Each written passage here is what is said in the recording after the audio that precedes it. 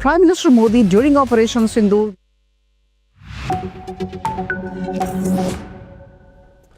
Hello and welcome. I'm Thomas Porteous and you're watching the World Report on NewsX World. Let's take a look at some of the top headlines of this hour. Donald Trump and Colombian President Gustavo Petro are to meet at the White House for the first time. The talks test whether the two leaders can find common ground despite sharp ideological differences. A drone attack by Sudan's Rapid Support Forces hits a health centre in Kidaguli, killing 8 civilians, including 3 children. The strike comes hours after the army breaks a siege of the city and says most of the drones are downed. Syrian forces begin entering the Kurdish-majority city of Qamishli after a ceasefire deal with Kurdish-led forces. State media says the units are moving in to implement the agreement and take up security duties. Russia says it is ready for a world without US-Russia nuclear arms limits as the New START treaty expires this week. Without a last-minute deal, both sides lose all constraints on strategic nuclear arsenals for the first time in over 50 years. The Kremlin says it has had no word from India about halting Russian oil purchases, despite Donald Trump's claim. Trump says a new deal cuts US tariffs on Indian goods to 18% in return for India stopping Russian oil purchases and lowering trade barriers. Zelenskyy says Russia fires over 70 missiles and 450 drones at Ukraine, accusing Moscow of choosing escalation over diplomacy. Strikes damage Kiev's landmarks and energy sites, leaving more than 1,000 tower blocks in Kiev without heating. NATO Secretary-General Mark Rutte arrives in Kiev hours after Russia launches its largest drone and missile attack of the year. Zelenskyy shares video of both leaders honouring fallen Ukrainian soldiers at a central memorial. Ethiopia's Prime Minister accuses Eritrea of mass killings and looting during the Tigray War, despite both sides being allies at the time. It is his first public acknowledgement of Eritrean atrocities in a conflict that killed over 600,000 people.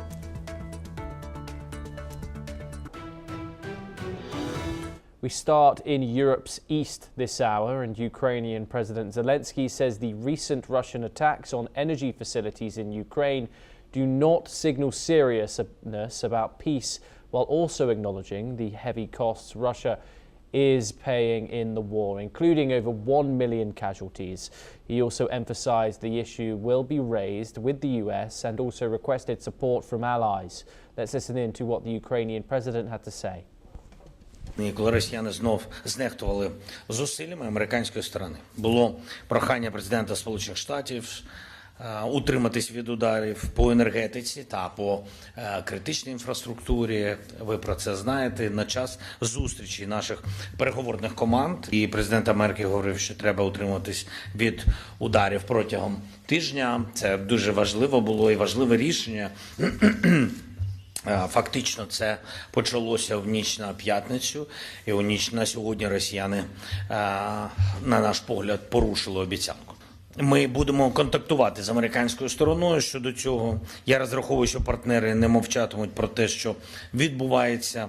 Критично для усіх і надалі підтримувати захист нашої країни, захист наших людей. Meanwhile, NATO chief Mark Rutte says that Russia's overnight attacks show a lack of genuine commitment to peace as the US pushes for negotiations to halt the fighting.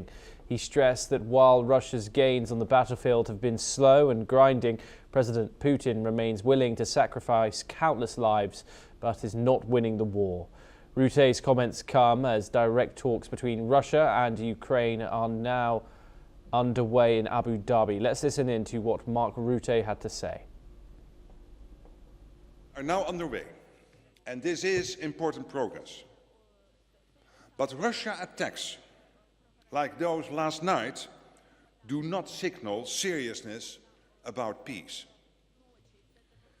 We know Russia is paying a heavy price for this war. with over 1 million casualties to date and rising.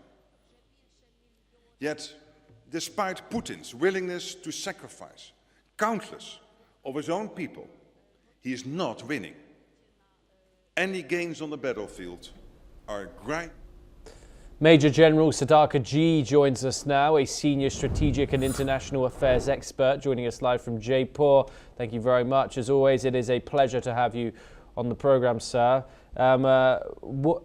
We have a meeting today between Zelenskyy and Rutte, of course, the Ukrainian president and the NATO Secretary General. This comes as talks between envoys of the United States, Russia and Ukraine are underway. We, of course, saw strikes, a huge barrage of strikes towards the likes of Dnipro, Kiev and Kharkiv over the past 24 hours from Russia over to Ukraine. And, of course, that NATO Secretary General visit. What do these actions within the past 24 hours say about going into these negotiations in Abu Dhabi today? Thomas, good evening. Thank you for inviting me for your show. Absolute, I would say, lack of commitment to a bona fide objective which Donald Trump is trying to achieve in order to bring in peace and normalcy in the war-torn area. And to point a finger at Russia is very easy, but then it's I think calls for finding out as to why did they do what they did.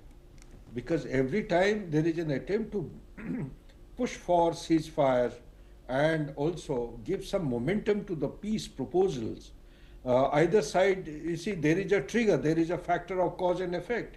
Russia would have responded to some activity or actions by the Ukrainian troops. So this way it is not going to work because some meaningful, substantive kind of a commitment has to be taken between Ukraine and Russia in presence of Donald Trump, and a very hard kind of a bargain has to be made. This is no longer acceptable. Russia also has to be told in no uncertain terms that enough is enough, because even Russia will start losing the people or the camp which is in favor of Russia's cause and the expectations and the aspiration, if this is the way it goes. So on the face of it, one really doesn't know what compelled Russia to undertake this particular strike mission. But then it is worthy of finding out after Donald Trump took the time of 1 week, at least 1 week ceasefire means 1 week ceasefire. Both the sides, the guns must freeze. The barrels should actually be mothballed. That is the way to go about to achieve some meaningful peace back to us. And we've, of course, we've entered the month, the 24th of which will mark 4 years since the start of renewed fighting and when Russian troops crossed that border. Are we anywhere near closer to peace as we enter the second round of Abu Dhabi talks? Yeah, absolutely. You see, there are a number of rounds which they have gone in immediately after, like you said, 24th of February 2022. In the month of April, they almost came to the final stage of signing the document. It is only Boris Johnson, the Prime Minister, then Prime Minister of the United Kingdom, he came rushing, no, continue fighting. So thereafter there have been, I think, 2 or 3 attempts to bring in some kind of peace, but somehow the Western alliances, they were not in favor of peace. They wanted Ukraine to continue and bring about the status of Ukraine to what it is today. So now that trust element is lacking. How do you actually revive or inject trust? That is the moot issue. And my personal take is that Donald Trump has to be there in the center stage. And there is nobody else who is going to be respected in such a kind of situation. And another person that comes to my mind is Narendra Modi. But I would recommend the government of India to stay inbound in the domestic issues are far too many. These are very complex issues to navigate. But the basic issue is Putin has to be taken into confidence. It has to be one-on-one meeting. Maybe we need to revisit the whole exercise once again. And Putin has to be spoken to, maybe with his staff. that unless they stop responding, some party has to stop responding. Some restraint has to be exercised. Then this will kickstart. Otherwise, it will continue for eternity, maybe for another 10 years or 20 years without stopping. Back to you, Thomas. Major General Sudhakar, as always, great pleasure to talk to you. Thank you very much for joining us. We now turn to West Asia for our next update, and US envoy Steve Witkoff is set to hold talks with Israeli Prime Minister Benjamin Netanyahu and senior security officials today, with Iran expected to be top at the agenda. The discussions will also include the head of the Mossad, David Barnier, and Israel Defense Forces Chief of Staff, Lieutenant General Eyal Zamir. Israel is expected to press Washington to ensure that any potential deal with Iran requires Tehran to give up its enriched uranium, halt uranium enrichment, curb its ballistic missile program, and end support for regional proxies. These conditions closely mirror demands put forward by the Trump administration during earlier efforts to negotiate with Iran. Joining us now is Raymond Vickery, an international affairs expert, former US Secretary of Commerce. He joins us live from Washington, D.C. Raymond, thank you very much, as always, for joining us. It's a pleasure to talk to you. Of course, this comes ahead of any direct or indirect talks between Washington and the United States. All we've seen is there's spokesman ministries speaking out about retaliation, etc., and of course Donald Trump's Truth Social posts. Are the United States here and Israel, who the US has engaged with before these meetings with Iran, genuinely aligned on the issue of Tehran, or are they managing deep differences behind closed doors, do you think? Well, thanks very much, Thomas, for having me. It's always a pleasure to be with you. I think that there is some behind the scenes discontinuity between Israel and the United States. You know, in order to wage peace like you wage war, you have to have a strategy, you have to have partners, and you have to have principles. Under the Trump administration, that has not been the approach at all. It's been an approach of a real estate transaction, a one-on-one meeting between the supposedly great people who can decide these matters. That's not the way the world works, and it's not working out that way in regard to Iran, because President Trump thinks that he can get in a conversation or a room and talk one-on-one with a leader on the other side, and like a real estate transaction, they'll come to some agreement, and presumably he'll come out better on the deal. That's not the way this works. And unfortunately, now we do not have a coherent strategy. You have just pointed out that one of the points of contention is still the nuclear capabilities of Iran. Now, President Trump said that problem was taken care of when he sent in bombers and had a 12-day war, if you will, and he said that was obliterated. There wasn't any problem. Well, of course there's a problem, and it still has to be worked through. So the problem here is one of miscalculation, because partners are not on the same page, and because there is no coherent strategy. You've got an armada of American military might now focused on Iran, as before it was focused on Venezuela. But the idea that you could send in troops, SEAL Team 6 or something, and capture the leader of Iran and solve the problem, that's not going to work here. President Trump has already had to take a U-turn in terms of supporting those who oppose the government in Iran. So we have to get back to some semblance of strategy, partners, and principles in order to be able to solve this. That having been said, of course, it's very welcome that instead of war, there is jaw, as Churchill once said, and that Witkoff is there talking to people. So this is the present situation we're faced with in the world. The rest of the world is trying to figure out how to work around this transactional approach of President Trump with varying success in different hotspots, whether they be Ukraine, Gaza, Iran, and so forth. So yes, it's good that there's talking going on, but until there is some coherence to this, a long-term peace and prosperity for that part of the world is not going to occur. Raymond, we have in attendance at this meeting as well, we've got the Mossad chief David Barnier and IDF chief Eyal Zamir. Prime Minister Benjamin Netanyahu, he wants Iran to give up all its enriched uranium and halt enrichment entirely. He also wants Iran to stop funding proxies in the Middle East, whether that would be Hamas, the Houthis or Hezbollah. And of course, he wants to put constraints and pretty much constrict Tehran's nuclear program. Is this real diplomatic demand here, or is it a deal killer by design? Well, it seems to me this is part and parcel of the way in which President Trump has laid out his negotiating style in regard to the art of the deal.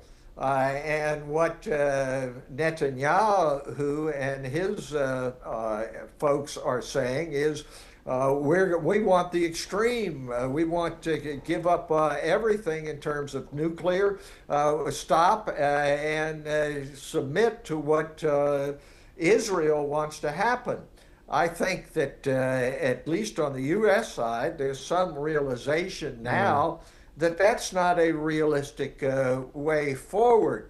But it remains to be seen as to whether or not President Trump is going to be able to work with Israel and others, EU, India, other great democracies around, to try to bring peace. But what is being advocated by Prime Minister Netanyahu and his subordinates is not really a realistic approach to bringing a long-term peace and prosperity to Western Asia. And how is this going down domestically, Raymond? We know Donald Trump put and campaigned on an idea that America wouldn't get involved in any foreign wars, particularly, of course, in the Middle East. Trump, a long critic of the 2003 Iraq invasion, has seen nothing. His administration, his second administration, has seen nothing short of hawkish, some would say, neoconservative foreign policy. How is this going down at home, and of course approaching those midterms coming up at the end of this year? Well, I don't think it's going down well at all. It's not even going down with his MAGA base, which, as you point out, was a chief supporter and progenitor of a drawing back of a more isolationist approach. And what is happening, of course, is that instead of that, there has been more hawkish involvement around the world, whether it's Iran, whether it's trying to take over Greenland, whether it's Venezuela. So this is not going down well.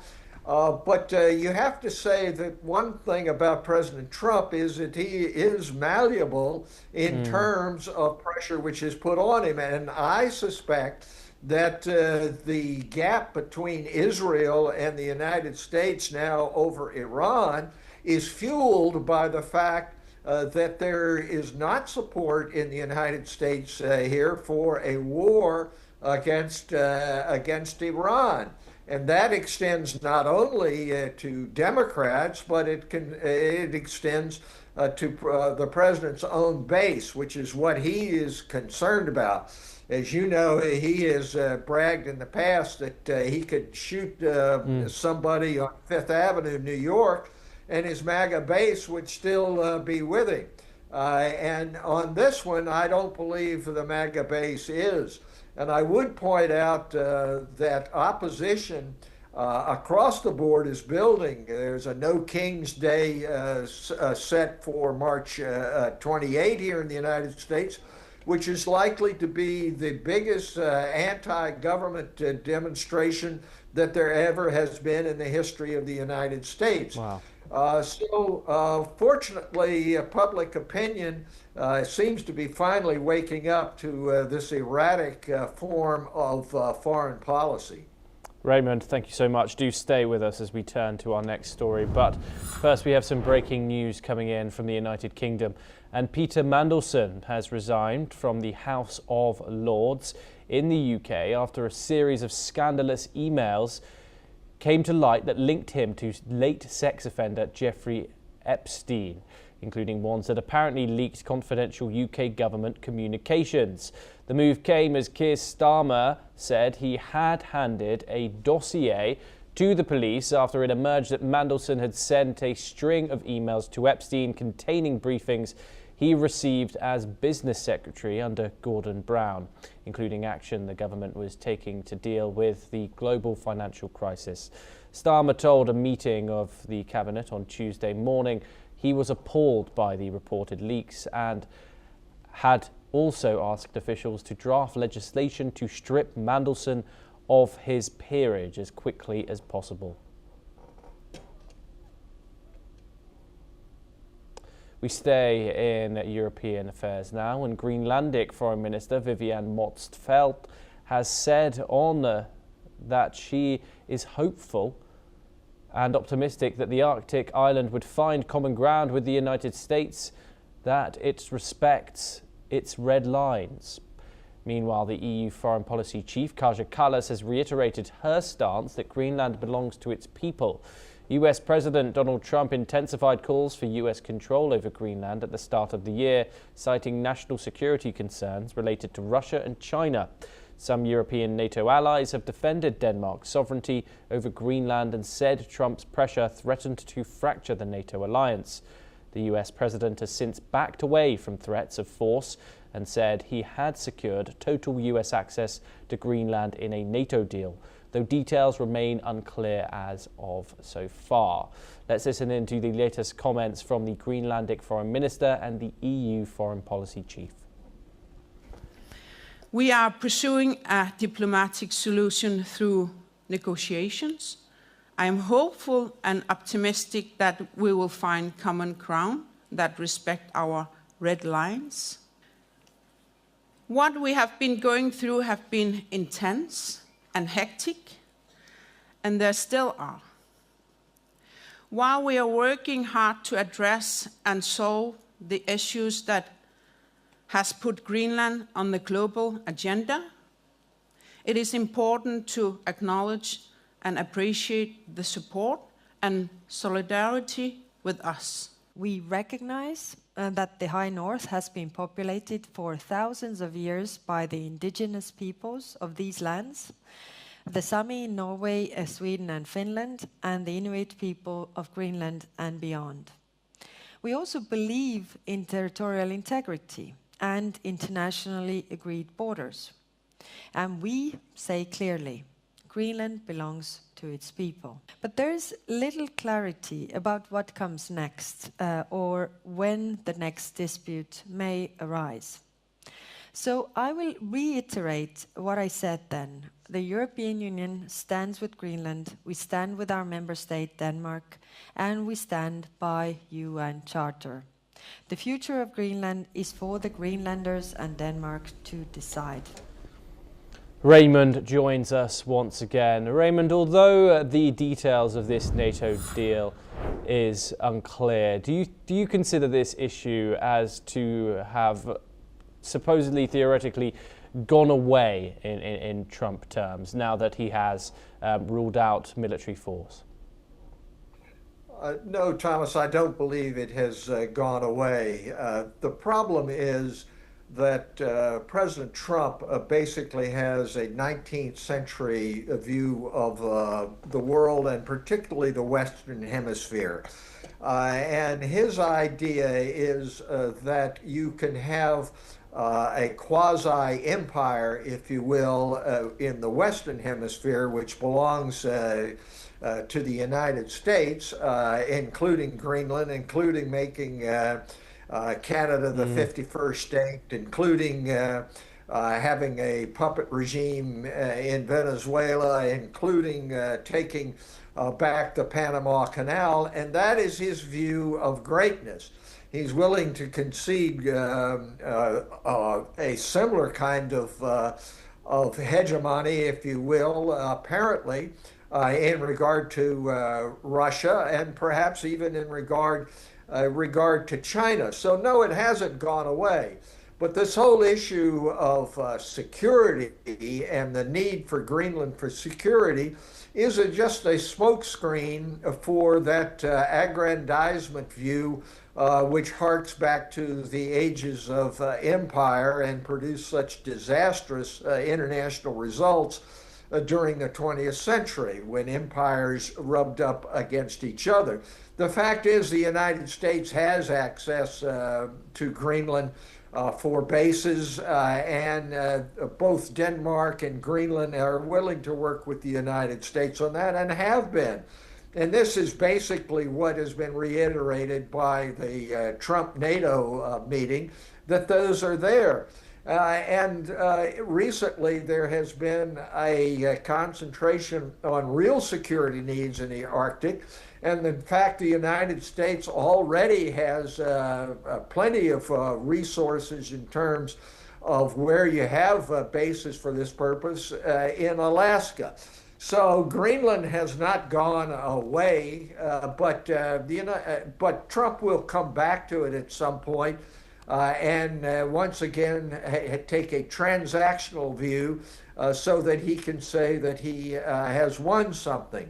But the rest of the world is now learning that, unfortunately, you have to be able to work around President Trump and his view of aggrandizement. And that's what's going to be going on in the future. And so the idea that he will put military force back on the table is not likely, but with President Trump, nothing is out of the question. Do you think that this has kind of not scared Trump away, but kind of shied him away from this NATO division that we saw in the height of those Greenland tensions? Do you think we will see more of that going forward, as we've still got 3 more years left of the Trump presidency? Well, I think you will, because NATO has been the bedrock of keeping the peace in the North Atlantic region. It is not an offensive coordination, it's one for defense. And the consequences of the United States just pulling out of it can be quite disastrous, because unfortunately in President Putin you have a counterpart to the views of President Trump about empire and the need to reassert control not only over Ukraine but Moldova, over portions of Poland, which the old Russian Empire, which became the Soviet Union, dominated. So yes, it's going to be a continuing issue. The only real alleviation of this will be domestically from the United States in terms of midterm elections, in terms of the Supreme Court and the judicial branch, the legislative branch in terms of checks and balances, standing up to this 19th century great man theory of the making America great again approach of Donald Trump. So we're going to have this continuing tension, and it's not over by any means. Raymond Vickery, as always, it's a pleasure to speak to you. Thank you so much for joining us here on the broadcast. We now move on to our next story and over to the African continent. And at least 8 civilians, including 3 children, have been killed in a drone attack on a health facility in the town of Kadugli in southern Sudan. As per reports, the attack came hours after Sudan's regular army broke a siege of the heavily armed city held by the Rapid Support Forces paramilitary force. The civil war between the regular army and the paramilitary RSF broke out in April of 2023. It has killed tens of thousands and displaced 12 million people, leading to the UN to classify the conflict as the world's worst humanitarian crisis.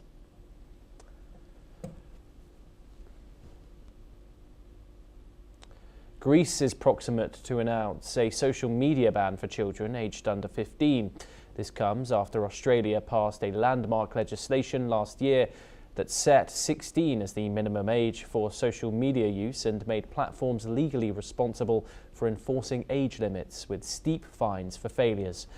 Spain also announced the same move to ban social media for under 16s and introduce laws that would hold senior executives personally accountable for hate speech and harmful content on their platforms. Social media age criteria around the world reflects a broader shift towards stricter digital regulation, with governments increasingly arguing that platforms have failed to adequately protect children online. Tech companies, however, warn that enforcing age limits remains complex and could raise privacy concerns, setting the stage for fresh legal and political battles over how far states can go in policing social media. This comes after the likes of Australia and other countries imposed a ban on social media companies across the world. Australia, much seen as the guinea pig in this policy. It's creeping its way over to Europe with Spain and now Greece floating the idea of this being enforced in the country. This sets the stage for battles between America's huge big tech companies and these governments to see if authorities can really protect children from the harms that social media does cause. Of course, this is a rather new issue. Social media has taken over our lives in the past decade, and policing it has not been seen as enough. Australia were the first to move. Now we are taking it over to Europe. Of course, this is a significant development for Greece.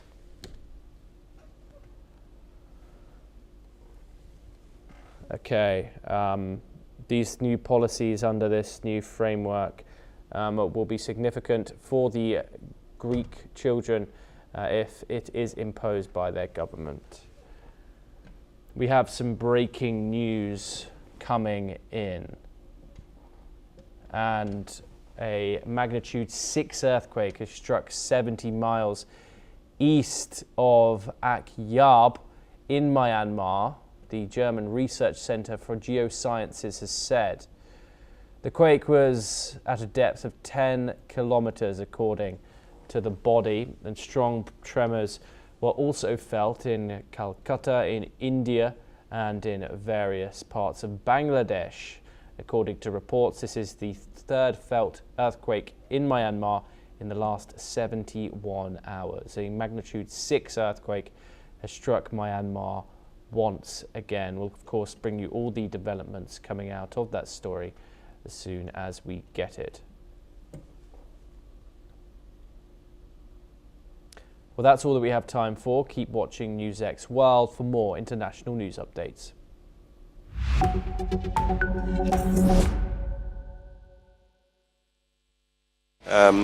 Perspective